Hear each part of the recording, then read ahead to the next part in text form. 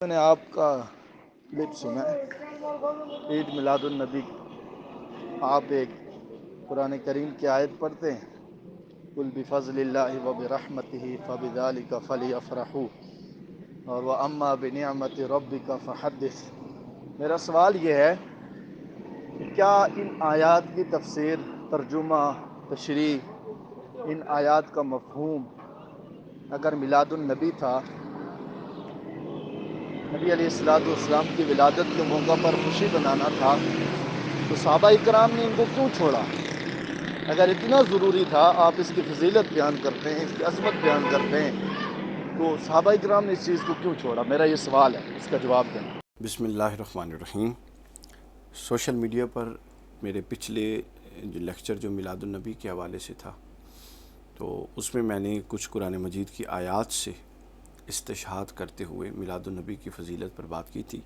تو ہمارے ایک دوست ہیں حارث فاروقی صاحب، تو ان کا میسج آیا ہے اور ان کا میسج بھی آپ سن لیجئے گا کہ یہ جو دو آیتیں ہیں، وَأَمَّا بِنِعْمَتِ رَبِّكَ فَحَدِّثْ اور قُلْ بِفَضْلِ اللہِ وَبِرَحْمَتِهِ وَبِذَلِكَ فَلْيَفْرَحُوا هُوَ خَيْرٌ مِّمَّا يَجْمَعُونَ. یہ دو آیات انہوں نے ریفرنس کے طور پہ دی ہے، اور میں نے ان آیات کو بیان کر کے عرض کیا تھا کہ اس میں حضور علیہ الصلوۃ والسلام کی میلاد منانے کی فضیلت بیان ہوئی ہے.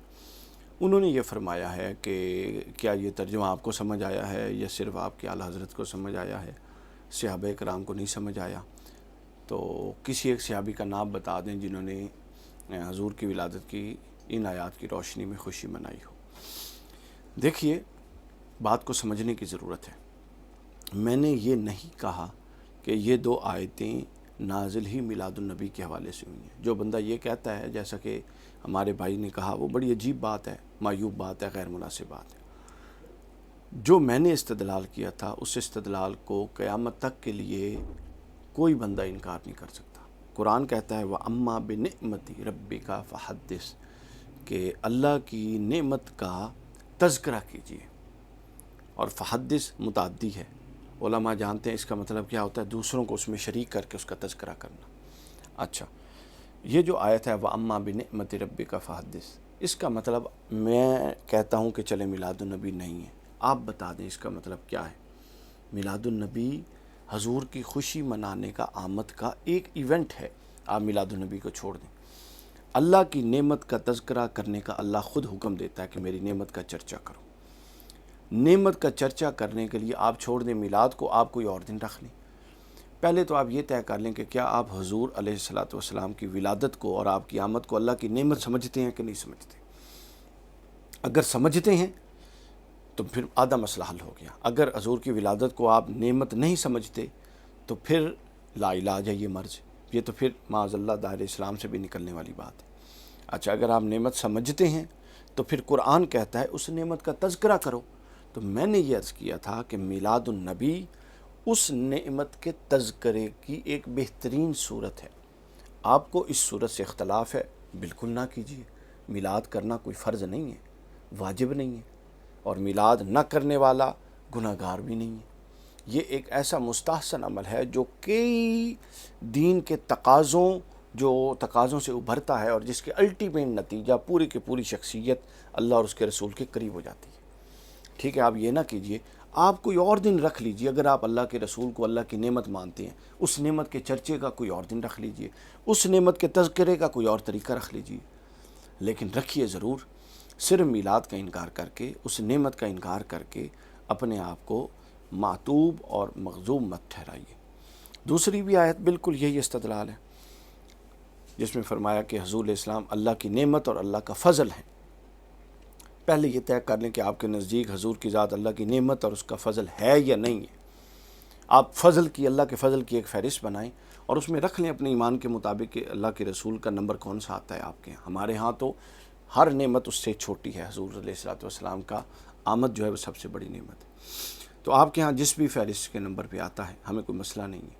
آپ یہ دیکھ لیجئے کہ نعمت کا تذکرہ اور پھر نعمت پر خوشی منانا، شکر ادا کرنا، یہ قرآن کا حکم ہے. تو میں نے یہ نہیں کہا کہ اس آیت سے بھی میلاد ثابت ہے، میں نے یہ کہا کہ اس آیت میں جو اللہ کی نعمتوں پر شکر ادا کرنے کا کہا گیا ہے، حضور چونکہ نعمت کبریٰ ہیں، اور اس نعمت کبریٰ کے شکر ادا کرنے کی میلاد یا ایام میلاد ایک بہترین صورت ہے۔ ٹھیک ہے، آپ کو اس سے اختلاف ہے، آپ اس کی کوئی اور صورت اور کوئی اور دن متعین کر لیجیے، لیکن وضاحت اور صراحت سے بتائیے کہ قرآن کے یہ احکام، یا تو ہم اللہ کے رسول کو معاذ اللہ کی نعمت ہی نہیں مانتے اور فضل ہی نہیں مانتے، تو پھر آپ کے پاس اللہ کا کون سا فضل ہے اس کو لائیں، اور اگر یہ فضل اور نعمت ہے اور خوشی منانے کا بھی حکم ہے، فَلْيَفْرَحُوا نس حکتی سے، اور وَأَمَّا بِنِعْمَتِ رَبِّكَ فَحَدِّثْ چرچا کرنے کا، ذکر کرنے کا بھی حکم ہے۔ تو پھر آپ بتا دیجئے جی ہمیں یہ طریقہ کار پسند نہیں ہے، ہم اس کو خلاف شرع سمجھتے ہیں، ہم یہ والا ایک دوسرا طریقہ کار ہے جو وضع کر رہے ہیں، وہ طریقہ کار ابھی تک 14 صدیوں میں تو آپ دوسرا سامنے نہیں لا سکے۔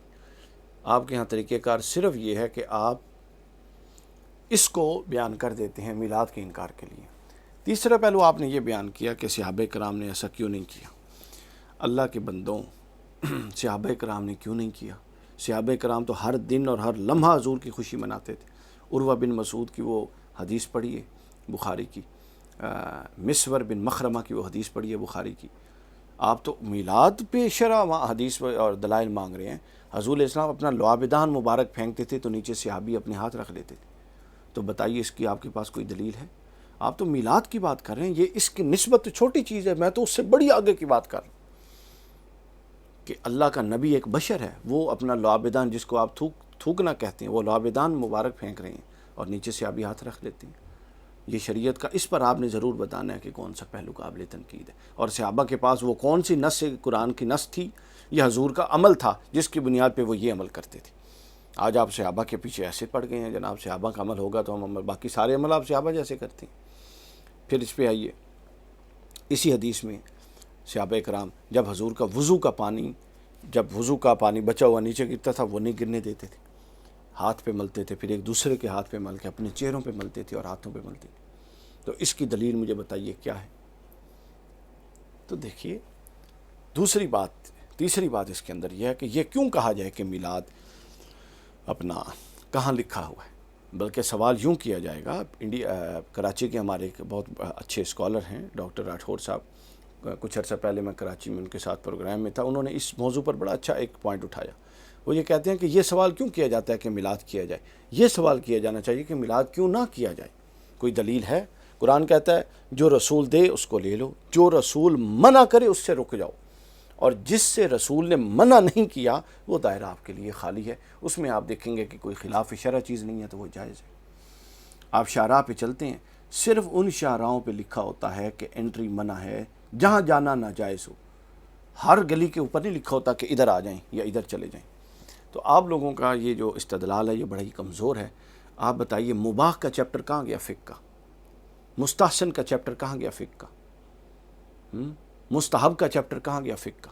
فرض اور واجب تو کوئی نہیں سمجھتے، یہ تو کچھ جذباتی لوگ ہیں جی، اپنا جو میلاد نہیں کر رہا، بے شک وہ جتنا بھی عاشق رسول ہے اس کو ابلیس کہہ دیا، نہیں، یہ کوئی بات نہیں ہے، اس کو ہم نہیں مانتے۔ لیکن آپ ایک مستحسن مستحب عمل کو اے میں ہی بغض میں اس کو مطلب انکار کرتے ہیں، یہ بھی جائز نہیں ہے۔ تو اللہ تعالیٰ آپ کو ہدایت دے۔